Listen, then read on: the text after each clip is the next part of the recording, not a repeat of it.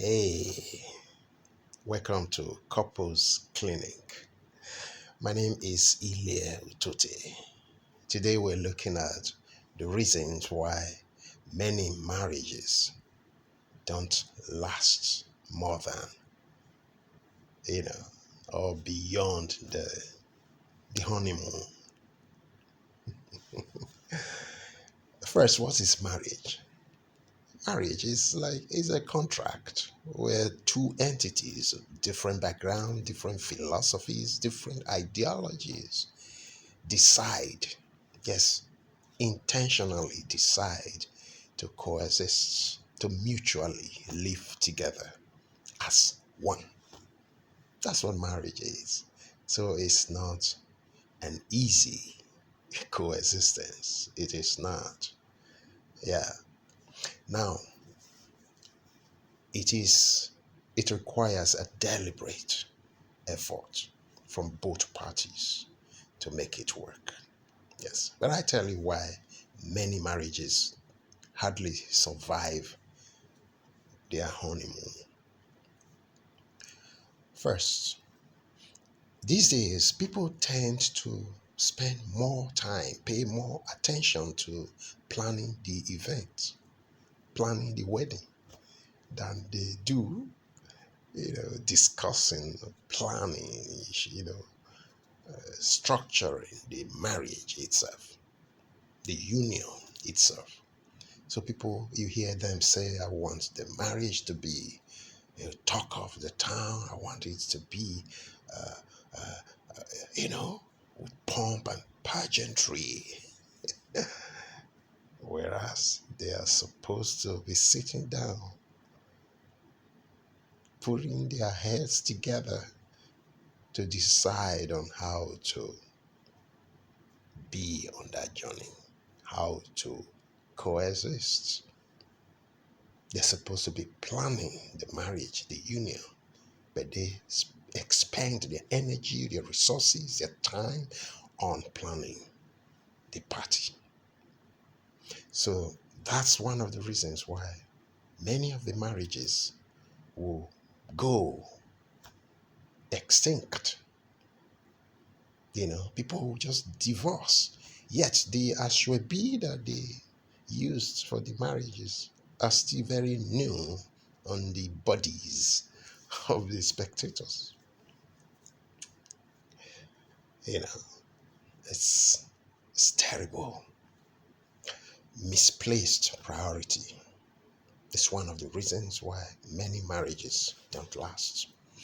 Then two, sometimes we partners misplay they misconstrued infatuation for true love.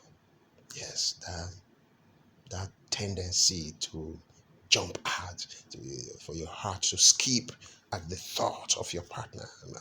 Infatuation, not in deep.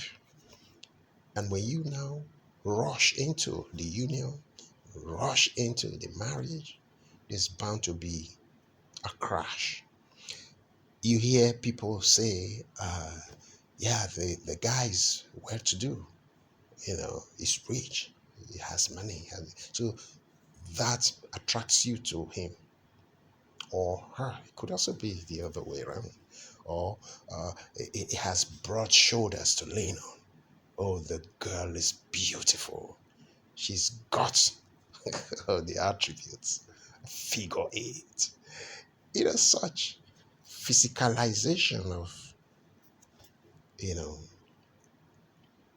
such physical features, whereas the personality inside is undeserving, only for you to find out later.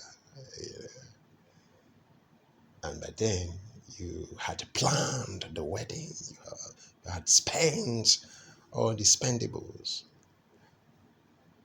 you know.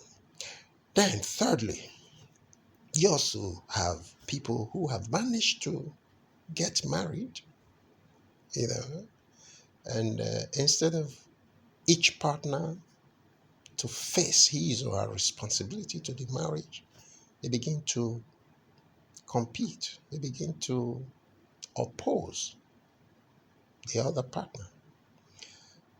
A woman whose responsibility to the marriage, you know, divinely is to honor, to be submissive, to respect her husband, begins to assume the position of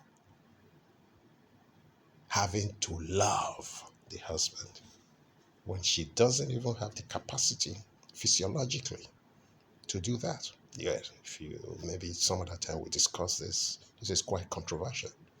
The woman's responsibility to a marriage is to honor the husband, to be in submission to the husband. It is the husband whose responsibility it is to love his wife. Yes. When you look at it from, literally, see that there's this tendency of, getting fond of someone who is loyal to you, someone who is submissive to you. You are bound to be fond of such a person. You are bound to love such a person. And that's the responsibility of a man.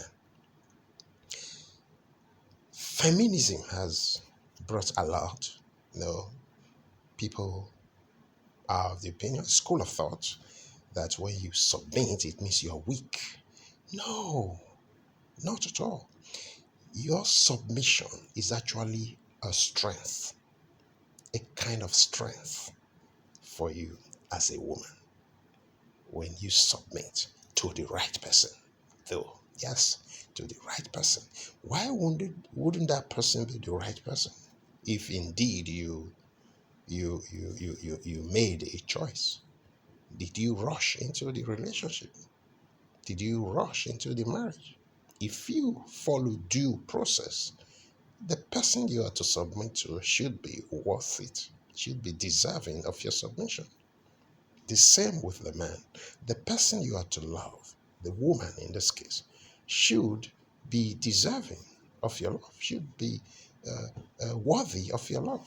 If indeed you guys courted, you actually discussed this union rather than expending your time, resources, planning the wedding party.